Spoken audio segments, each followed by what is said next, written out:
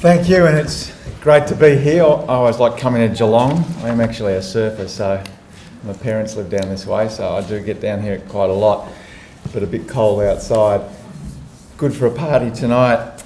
I'm going to talk about the Sustainable Development Goals, and I think you had a bit of a chat about it yesterday, but your theme about towards sustainability fits so well with this new global initiative of the Sustainable Development Goals that I thought it was a great opportunity. And I'm going to talk in some detail about some of those goals, but up on the screen you'll see symbols for all the 17 goals that have just been approved. And I'm going to talk today about what these goals are, how universities can help achieve them, and I also think it will help you in your jobs put sustainability on the agenda of your universities. Because just 3 weeks ago at the United Nations, all the countries of the world agreed to these 17 goals. And at the initial launch, the Pope spoke, President Obama spoke, Julie Bishop from Australia spoke, a number of world leaders, Angela Merkel, they're all there. And in a way, this is a pretty amazing thing. For the first time, you've got all the leaders of the world in the United Nations talking about sustainability. And not only talking about it, actually committing to it. Now, it doesn't mean we've achieved it, that's the next step, but to get the leaders of the world agreeing on a whole set of goals and targets for sustainable development is unprecedented. And indeed, some people have said that just as the Universal Declaration of Human Rights was the critical United Nations document and agreement of the 20th century, this is the critical agreement of the early part of the 21st century. Now, I'm not going to talk about the goals until I've just touched on the Millennium Development Goals, because I'm sure you're all aware of the Millennium Development Goals. And these were 8 goals that were agreed from the year 2000 until this year to apply. But they really targeted poor countries, developing countries. And they principally targeted poverty, hunger, health and primary education in developing countries. But I think the first thing to say about the Millennium Development Goals and this whole idea of goal setting is that they have been amazingly effective in some ways.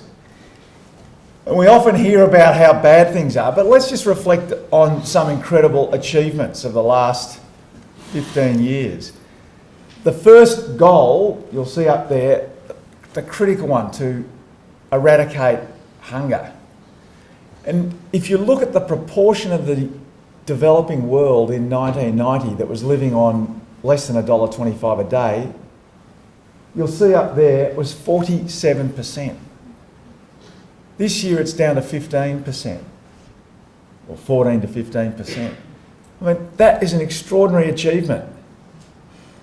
And yes, it's largely driven globally by the incredible growth in China and India, but even in sub-Saharan Africa, the most difficult area of the world in terms of poverty, there's been a significant reduction in the number of people living in extreme poverty. And then if you have a look at the second graph up there with the pencils representing the primary school enrolment in sub-Saharan Africa. Once again, the most poor and difficult area in many ways in the world. Since 2000, it's increased from 60% to 80% of kids enrolled in schools. Now, that is a really positive step. And the other big focus of the Millennium Development Goals has been health. And in the areas that were targeted by the goals, there have been real achievements. So in malaria, HIV/AIDS, TB, we've seen very significant improvements. Millions of people survived that would otherwise not have. And there was a big target on infant mortality and also on maternal mortality, mothers dying in childbirth. And if you look just at that last area, the proportion of women dying in childbirth has decreased by about 45% since 1990. And the reality is the Millennium Development Goals have contributed to this improvement. And how have they done that? Essentially because they've focused the attention of governments and of donors and of philanthropists. I know myself, after I left politics, spent quite a bit of time in East Timor, and we did a infrastructure plan for the country, and a key part of that was water and sanitation. Because the majority of people in East Timor didn't have a toilet, they didn't have sanitation. If they living in the country, no sanitation, terrible. And when we were designing the plans with the government over there, we went to the goals and said, well, in order to meet the goal on water and sanitation, how many villages need water, how many need sanitation? And we worked it out, and that provided a spur to government to achieve it. And I know from politics, you are motivated by achieving targets. And I think the Millennium Development Goals did that. But there are some areas where we've gone backwards. And the first is inequality. It's probably a bit hard to see that graph at the top, but that's something put together by Oxfam. And what that shows is the red line, which is the 80 richest people in the world. That's their wealth. And the green line is the bottom half of the world, 3.5 billion. And as of today, the 80 richest people in the world have got more wealth than the bottom 3.5 billion. Pretty extraordinary figure, isn't it? In fact, the top 1% in wealth in the world is about to have more wealth than the bottom 99%. And within countries, despite the overall improvement in our economic situation, despite the fact many people are being brought out of poverty, inequality, the difference between the richest and the poorest, is getting bigger. So that's the first challenge. Second big challenge that the Millennium Development Goals have not seen any improvement in is the environment and climate change. And so now we're actually emitting 50% more greenhouse gas emissions than we did back in 1990. And the consequence of that is a lot of the improvement in well-being, the economic growth, is threatened in many of these poor countries by the effects of climate change. Drought, food shortage, flood, sea level rise. And the third area where we've gone backwards, tragically, is in conflict within countries. And this is something that's, in a way, crept up on our part of the world and the Western world. You know, we're suddenly seeing all these stories of refugees in Europe, and so it's a front page news story. Of course, the reality of the conflict started some years before it hit the newspapers in that way. But the number of people who are refugees or displaced persons in the world has increased from about 40 million 6 or 7 years ago to more than 60 million today. And a figure I just saw last night, which flows from that, which people like yourselves and involved in education ought to be really concerned about. In 2012, out of those refugees and displaced persons, there were 34 million students and school-aged kids who were not in school because of displacement. So the biggest issue in not getting the education, not meeting that goal, is probably conflict, internal conflict. So there are these major problems. Great successes in poverty and health and education at a primary level, but these big problems remain. And that's why in 2012, at the Rio Plus 20 conference, countries agreed we needed a broader set of goals than the Millennium Development Goals. And the key understanding that underpinned that was that these are not problems that can just be solved by developing countries. If you look at climate change, you look at equality, particularly, these are issues where all countries, including Australia, have a big part of the problem and also a big part of the solution. And so it was agreed that we should have a set of sustainable development goals based on 3 essential pillars, which you would all be very aware of in your professional life: economic prosperity, social inclusion, environmental sustainability. And I know a lot of people say, well, what is sustainable development? What is it? I don't think it's that complex. What changes is the fashion, what you call it. I mean, that's been called the triple bottom line, and now you don't say that, you call it something else. But it's really always about economic prosperity, social fairness, and environmental sustainability.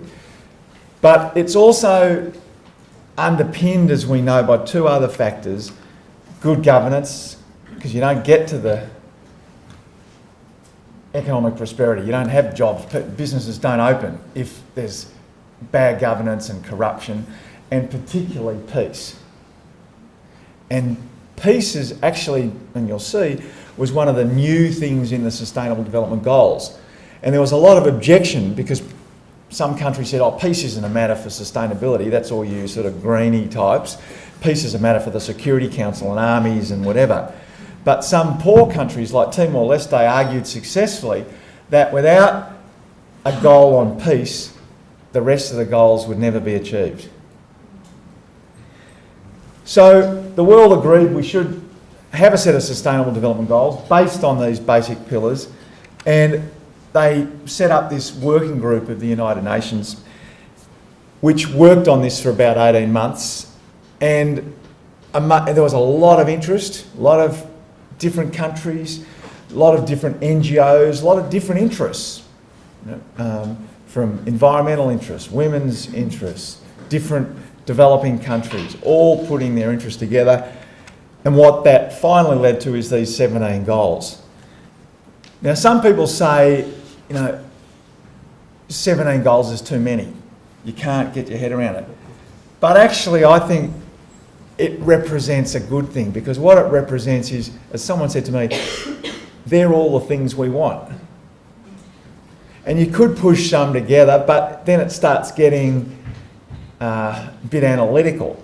But actually up there's pretty much everything you want. Now, there are some areas that perhaps, if there's one area I think that hasn't been sufficiently acknowledged, and it's been pointed out here, is by Indigenous Australians. There's probably not enough recognition of Indigenous peoples around the world. But apart from that, it is a very comprehensive approach, and it does also mean that the different groups feel there's something that they have and own in these goals. And the other thing I highlight, and this is what I said before, unlike the Millennium Development Goals, these goals apply to every country in the world, including Australia. They're not just something for poor countries, they're something for every country to do. And that's changed the dynamic compared to the Millennium Development Goals, where it was seen as just a development issue in poorer countries. Now it's something that we're all responsible for. And the other thing is, it's a possibility for a win-win for Australia, where we can actually get a more sustainable Australia by following these goals, but also by helping countries in our region, developing countries in our region, develop sustainably. They become more prosperous, and that's good for us too, because that's where we do our trade and have security issues. Now, as you'll see, there are 17 goals, and under each of those goals, there are a number of targets. Now, what those symbols have been prepared by the UN, and that's a summary: no poverty. The actual goal itself is a little longer than that. I'll read it out. It's goal 1, end poverty in all its forms everywhere. And under each of the goals, there's a set of targets. And just to give you an example, goal number 3 is to ensure healthy lives and promote well-being for all ages. Then there's about 8 targets, and I've given you an example of just one of them, which is relevant to Australia, 3.4. By 2030, reduce by 1/3 premature mortality from non-communicable diseases like diabetes, through prevention and treatment and promoting mental health and well-being. Now, they are all very relevant targets for Australia. we have rising incidence of non-communicable diseases. Big increase in obesity and diabetes, but also big issues in mental health.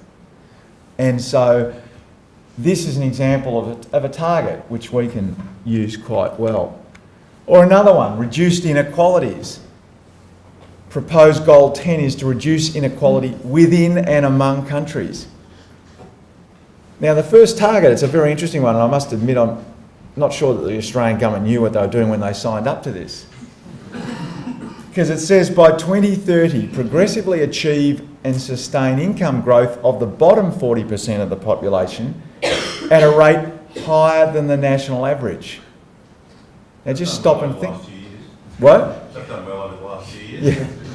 Well, just think about that for a moment, because the reality, and I'll show a slide later, is for the last 25 years, it's been the other way around. That the top 40% has seen their incomes rise faster than the bottom 40%. So that's an interesting one, and we're actually signed up as a country to this. So, everyone, governments, and universities have to take account of that.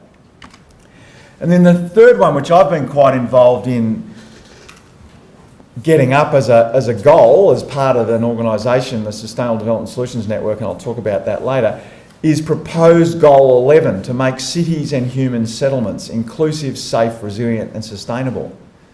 Now once again, no one thought at the beginning of this process there would be a goal for cities. But a lot of cities advocates argued, quite rightly, that cities are where sustainable development is largely going to be won or lost. By the middle of this century, there's going to be 2 billion extra people on the planet. All of those extra people will be living in cities. And we'll have 2 billion more people in our cities. But there's a specific target, the first one, which focuses on affordable housing, which once again for Australia is a pretty relevant target for us. And for a developed country like Australia, I think it is reflecting on some of those goals which are going to be a challenge and will require real transformation. And probably the first one's climate action, as we know, a big challenge for Australia, the highest emitters per head in the developed world of greenhouse gases. Second, an affordable and clean energy system. Most of our energy is based on coal. Third, the interesting goal about responsible consumption and production. Just one example, in Australia, I think we throw out every year about 350 kilograms of waste per person in food waste. 350 kilograms, fair bit. And then the other one, which I've talked about, reduced inequalities. So across the developed world, those goals are going to be quite challenging. Another thing about the goals which is critical is not to see them as silos. It's not just about health or education or environment, but to understand the linkages. And just to take a few examples. Goal number 2 is to eliminate hunger. Goal number 13 is climate action. And of course they're very linked. Now, unless we take action on climate, we're going to see drought, desertification, deforestation, sea level rise, flooding, natural disasters, all of which will have a huge impact on food production.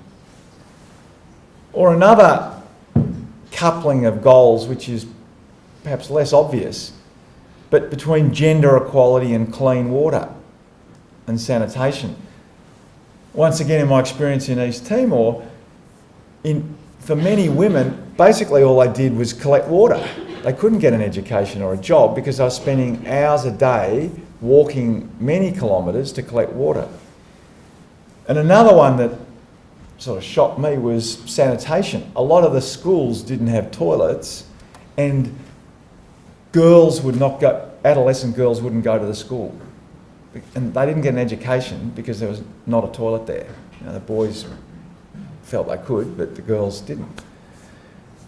So, I think it shows how we've got to think how we can join together these goals and find targets that are cross-cutting. For example, in education, ensuring that secondary school completion rates for girls are as high as boys is critical to gender equality. And that's something that's not achieved in many countries of the world. So making sure that you have a clear target that you've got to have at least as many girls finishing school as boys. Now, we do here in Australia, but many countries don't. Or connecting inequality and cities. And I found this interesting as someone that's had a long history. I was a former planning minister in cities and promoted parks, but there's a specific target in our city's goal now to have green public spaces that are accessible for women, children, older persons and persons with disabilities. And I have to say, as a Minister for Planning and thinking about parks, I probably didn't have that on my radar significantly. If you had a park, that was enough. You didn't give a lot of thought to accessibility, usability by women or older persons or persons with disabilities. So that's a summary of the goals and targets, and I do think it's worth reflecting, why is this worthwhile? Some people are quite cynical about this whole process and say, it's just a bunch of UN bureaucrats and no one takes any notice. Well, my experience in government is that goals do make a difference. If you're a politician and there's a goal and a target and you're going to be benchmarked and it's going to be reported in the media, you do take notice. And so I think that's the first thing. It does provide a benchmark for government. But it also really mobilises the community. I mean, we had a function at Fed Square on Monday night to talk about these goals, we being Monash Sustainability Institute and some other organisations. We had 400 people there. Now, we didn't do any paid advertising. It sort of went out through networks. It was the old Deakin Edge building. We even had a Deakin sign up since it was a Deakin Edge building. And 400 people were all interested. This does mobilise the public. It's not a simple argument because there are 17 goals, but that thing, they're all the things that we need to do. It's like a to-do list which people respond to. It also mobilises partnerships between business, civil society and governments, which is important. And importantly for you and universities is that the goals provide a spur to get networks of expertise together, which is what you guys are. You're experts in your field and the goals can be a spur for action. And I do want to talk a little bit about an organisation that's been established called the Sustainable Development Solutions Network, which was launched by the Secretary-General of the UN in 2012. He appointed Jeffrey Sachs from Columbia and the Earth Institute to head it up. And this is a global network of universities to support the Sustainable Development Goals and Sustainable Development. And its key activities, first up on the top left, support for the post-2015 agenda. So this organisation did a lot of work in the design and make-up of those goals and targets. You'll see in the middle the urban SDG. It ran the campaign, certainly started it, to get a goal up for cities, successful. Up the top you'll see the map with all those little green dots around the world. They're all the universities that are part of it. There's over 300 universities around the world that are part of this network now. Down the bottom left, SDSM Education. They're developing MOOCs for sustainable development, and Jeffrey Sachs has got a fantastic MOOC which you or your students can enrol in. He's had 45,000 students just in the first part of the course, so very popular all around the world.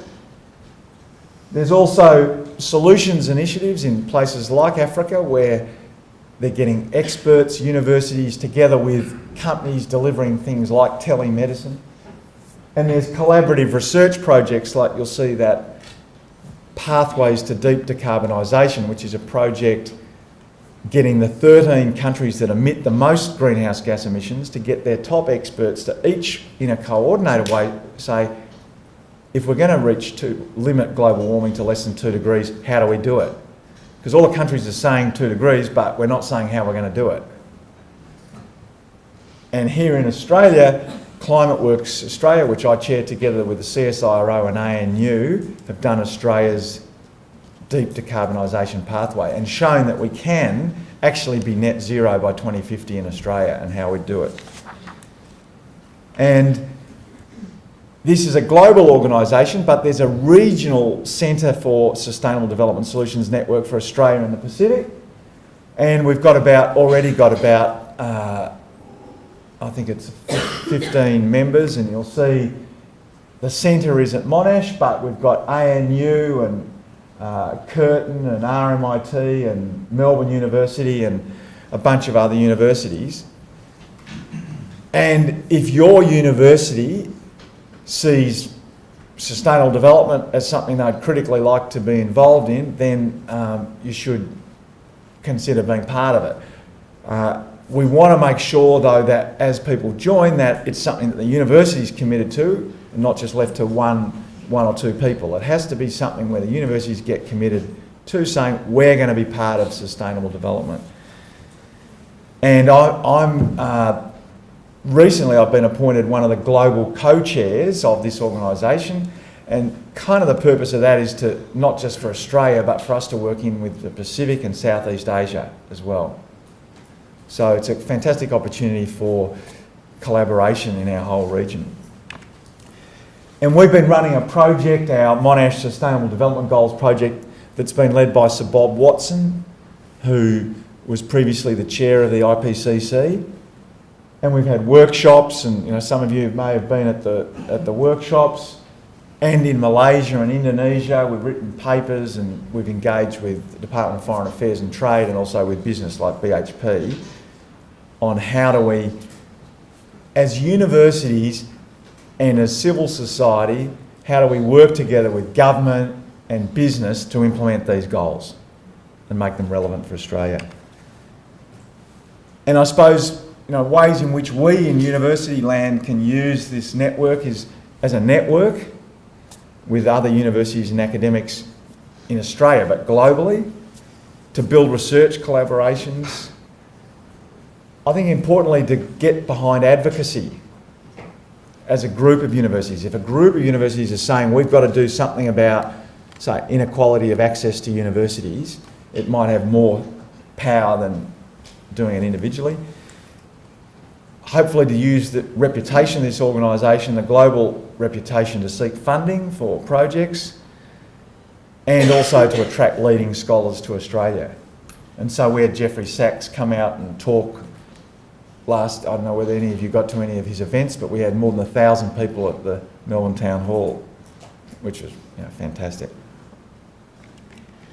And the next steps in our SDSN program, up the top left, we've got this fantastic group of young people who've set up SDSM Youth. I mean, they do blow me away compared to when I was a student, when all we used to do was sort of go and demonstrate and then go to the pub. They're all they've got their networks. I don't even know what sort of online stuff it is, but they suddenly this group, around the launch of the goals, they've globally organised 100 launch events that have involved between 15 and 20,000 people. And I reckon they've done it for under $20,000. It's extraordinary, what they can do. And they're putting together education material and young entrepreneurial support material, and they're amazing. And it started here in Victoria with students from Monash and Melbourne and some other organisations who are part of that UN World Model United Nations, and then they've grown into this. Next important step is working with the Australian Bureau of Statistics to ensure we've got the right indicators on the goals. Working with governments to actually get an implementation plan. And I've been speaking to the Victorian government about getting it into Plan Melbourne, but also down the bottom working with business, doing research, and many of your universities would have research into things like women and peace and security. And we're planning to have a workshop in the Pacific early next year. We do need to follow up and report on the goals, and I just want to talk a little bit about that because we have got big challenges. There's Australia's emissions per head on the left. And we think of ourselves compared to the UK. I mean, our emissions are more than double the emissions of the UK. Australia emits more, as I understand now, than the United Kingdom, with a population 3 times as much. I talked about incomes, wealth and inequality, and this is an interesting one. That graph represents, the blue there represents the increase in real incomes average from 1995 through to 2010, and since then it's been reasonably flat. What that story is, that there's been massive income growth in Australia. I mean, we are really I think, the fastest growing incomes in the OECD. Yeah, you wouldn't necessarily know it, but it is worth just reflecting. Up the top is the top 20% in incomes, down the bottom is the bottom 20%. In Australia, even the bottom 20% have had a significant increase, but you'll see the top 20% have had a lot more. And so the gap is widening. It's not true to say the rich are getting rich and the poor are getting poorer. The poor are getting richer too, but the rich are getting richer a lot faster. And the other big, I think, statistic that's relevant for the goals is Indigenous health, Indigenous opportunity, etc. That shows child mortality rates for Indigenous Australians at the top, those dots, and then the rest of the country in orange down below. What you'll see, it's about twice the rate. So certainly a lot better than in Africa, but that gap is huge and needs to change. And in education, which we're obviously all interested in, that's probably a bit hard to see, but that purple bars you'll see on the right, that represents the proportion of the population who don't have a year 12. And I reckon this is a real success story too. I mean, 1994 is not long ago, but 40% of the population didn't have year 12. By 2012, that was only 20%. And that is a huge social change and a positive one. And behind it is this, and it shows that policies can make a difference. See how the red line, that's school retention rates. The proportion that year in school of kids finishing high school. In the 1980s, that went up from about 35% to nearly 80%. That was a policy of governments in that period to do that. Australia actually used to lag the rest of the world, the OECD world, until that period. And we've done that. And if you look now in university, we do pretty well too. The one factor though in Australia is that there is still a pretty big disparity between educational outcomes in rich areas and poor areas. And this graph's a bit confusing, but essentially what that shows is on the vertical axis is the mean score in the PISA test. That is the standardised test around the world for literacy. And you'll see the OECD average. Australia actually does better than the OECD average, which is a good story. But on the horizontal axis, it plots it against advantaged or disadvantaged areas. And you'll see in the more disadvantaged areas we're lower, and we actually have a bigger gradient, which means the difference between our poor areas and our rich areas in our performance is greater than in those other leading countries. Now that's what I want to conclude on, just to really focus on education, because that's what so many of you are about, and there is a specific target on education, and that is that Sustainable Development Goal 4 calls on the world to ensure inclusive and equitable quality education and to promote lifelong learning opportunities for all. And I think this is an important goal for you as you're advocating in your universities, to give some strength to your arguments for a greater role for sustainability. First, it's worth noting that in the Millennium Development Goals, there wasn't a goal that specifically referred to universities. It only referred to primary education. But the Sustainable Development Goals specifically refer to the importance of universities and also to the importance of ensuring inclusive access to universities in order to reduce inequalities. So that's there in the goals. And target 4.3 demands equal access for all women and men to affordable and quality technical, vocational and tertiary education, including university. So I think that's the first point to make. Second is that universities can make a big contribution to achieving the whole Sustainable Development Goals agenda. And the first way they do that, obviously, is by educating students, which gives them a chance to get a job, economic prosperity, etc. And there is a specific target about increasing the number of youth and adults with relevant skills for decent jobs. That's the first thing. The second way that universities can help is by improving the quality of education. And that means the quality of teachers, the quality of education curriculum. And so education faculties around universities have a clear mandate from these goals. The third and obvious area is research, where we're not going to solve climate change. We're not going to have affordable and clean energy without research. And most of the research is going to start in universities. But also all those other areas like nutrition, health, all start with innovations through research. And then I think we need to think of how universities are operating to achieve the goals. And there's a clear incentive for social inclusion in the goals, and that means universities need to ensure that disadvantaged students are getting access. And indeed, there's a specific target for that. So this is quite a debate in Australia, isn't it? You know, how you get access, the group of 8 saying this and others saying that. But there's a clear goal that Australia's signed up to now that says that we should be encouraging more equity of access to universities. And it also specifically refers, and this is actually quite controversial, a target to expand the number of scholarships available to developing countries for enrolment in higher education. It's a bit controversial because some people argue that the money should be going into education in the actual countries rather than bringing international students here.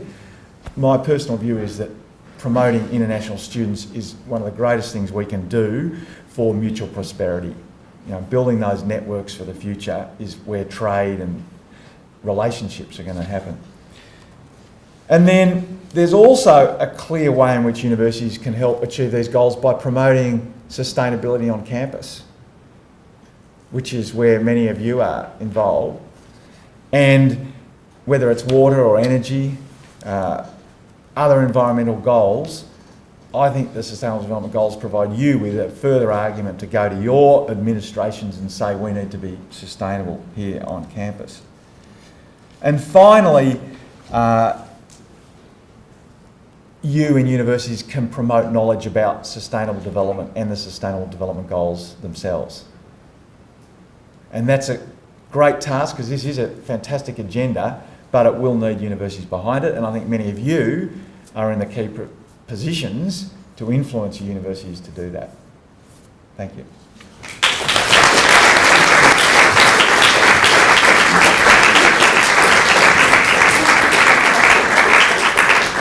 I'm going to run a bit over because I think there was a lot that John presented just there. Does anyone have any questions for John? I imagine there would be, Max.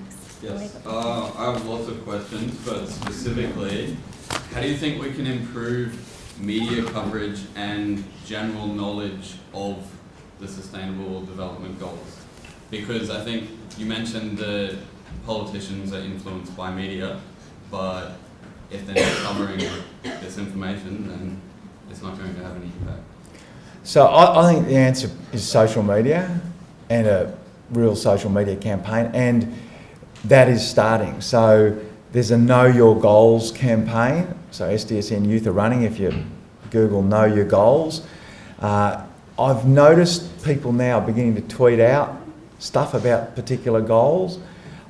This is not going to be front page of the Herald Sun or the Age. And why is that? Well, partly because it's not controversial enough. It's a good news story. I mean, Really? Like, it's probably one of the most controversial things. Well, it's hard for the media to set it up in the way they like. They are arguing, as with climate change. There are climate deniers. Most people won't come out against the goals. There's not an obvious conflict. Their danger is that they're seen as motherhood, but the reality is that within them there are these targets which are challenging and potentially controversial, like increasing the wealth of the bottom 40% faster than the rest. That is, that is a big task, and over time I think the media will begin to see that. But my view is that it has to start with a community-led social media type campaign. Tweet it out, send it out, push particular goals, and then the media will start getting onto it. Hey John, thanks for that. That's great. We've had quite a bit of discussion here around where we're at in tertiary institutions with sustainability. The feeling is haven't really moved forward in the last 3 or 4 years, particularly in sustainability education and skills training. The end of the green skills agenda and whatever. And on the other side, we're kind of perceiving this rapid flip over that's likely to happen sometime in the future with the Paris Accord and with the sort of stuff that's happening in Australia and, for example, Victoria. Do you kind of have a sense of when the change is likely to happen or what's coming down the pipeline? Well, a few things I'd say. One is we are in a contested political environment. Like, these things don't happen just by chance. Part of the reason that sustainability went down is because those who had a vested interest in that were very active politically and in the media and spending a lot of money. So it's not as though we can just wait for the wave to pick us up and take us. Most of these things, because it is so political, and this whole Sustainable Development Goals was political, most of this stuff happens by those who want to achieve an outcome being most successful at promoting it and pushing it and lobbying and advocating and getting the numbers. So that's the first thing I'd say. I'd say, don't give up, quite the contrary, double your actions. Second thing I'd say is that there is, I think, a bit of an upturn now in responses, especially around climate change. You don't get the almost the arrogant Murdoch press view that this was all crap, or Abbott view this is all crap, which we had 2 years ago now. There's actually, and business is picking this up, that around COP21 in Paris, it's going to happen. The fact that China and the USA have both made significant commitments, the two biggest emitters, has changed the world dynamics. Now, I have to say the biggest threat to that would be the USA presidential election. Should a Conservative be elected there, I think things will fall back a lot. But where it's at now is quite different. The other thing that's changed is that the fast developing world, the Chinas and the Indias, are taking a different position than they had. At the time of Copenhagen and back then, it was very much still they saying, well, developed world caused all the problems, you've got to fix it. Whereas for China, this is a huge, huge issue for them politically. And so they are really responding. So I think from that point of view, it's changing. Beyond climate, I think within companies, sustainability has gone down a bit. You talk to all the managers, the sustainability managers, they're feeling pretty bruised by cuts and changes. And this agenda, I think, is a chance to broaden that out, to take it away from a green corporate social responsibility agenda to a economic growth, development, trade, but doing it in a way that is going to be fair and sustainable agenda. So, and once again, within companies, there's a lot of toing and froing. So BHP, who we work with on our workshop, they've actually got a very sophisticated, sustainable development approach that they work through. Some other companies have it as well. Westpac, you know, NAB, they're actually putting more emphasis on it. And actually, interestingly, within those companies, the other thing that's happening a bit, I think, is that they would say they're mainstreaming some of this stuff rather than having it in separate sustainability manager roles. So that might be a change too. Oh, yeah. Right, John, would you be able to please come talk to our universities? Sorry? Would you be prepared to come to our universities in New Zealand if we organise it? Absolutely. So what university are you? University of Auckland, University of Otago. Right.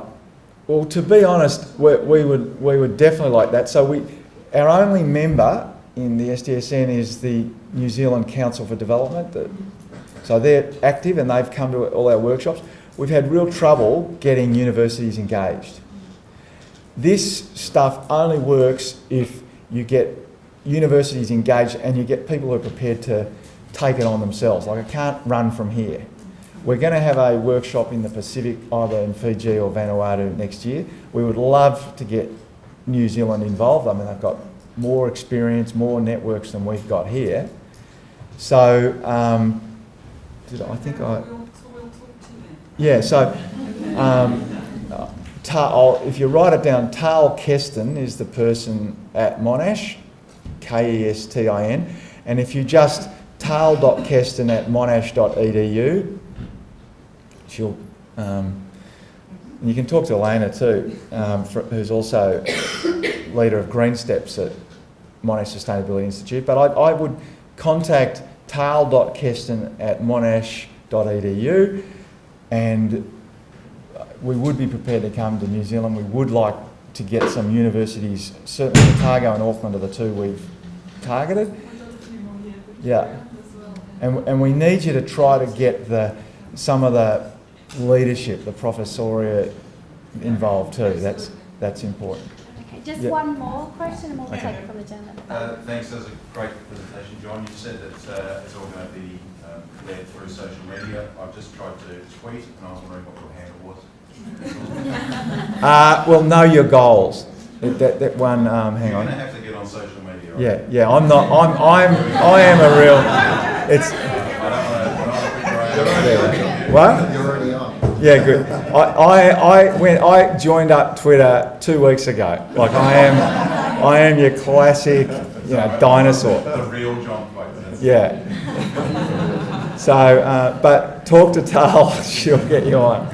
I'm good at, old-fashioned stuff. I think they quoted some guy in Milton Keynes. Yeah. We need a support group. What? We need a support group for our age. Exactly.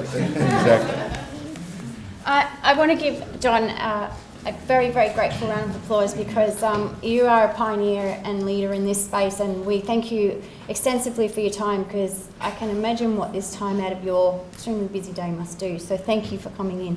I'd also like to talk to you more about the role of ACTS and how we have worked with the SDSN and promotion of the goals as well, if you've got 5 minutes after this. Yep.